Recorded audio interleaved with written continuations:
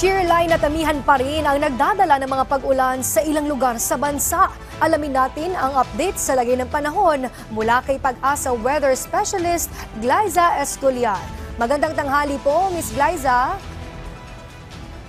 Magandang hapon at para sa lagay ng ating panahon, ang shearline ang siyang nakaka-apekto pa rin sa silangang bahagi ng Northern Luzon. Samantala, amihan naman sa extreme Northern Luzon. Asahan po sa Batanes ang maulap na kalangitan na may mahilang mga pag-ulan dahil sa amihan. Ang Cordillera at Ridge sa Tribirito naman po, Ilocos Norte at nalalabing bahagi ng Cagayan Valley ay patuloy na makakaranas sa maulap na kalangitan na may kalat-kalat na ulan at pulong-pulong pagsindat ng kulog dahil sa shearline.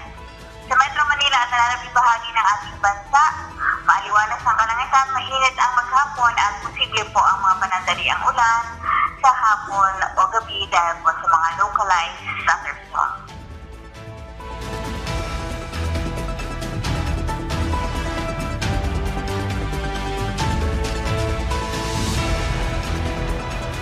Yan po ang latest mula dito sa Weather Forecasting Center.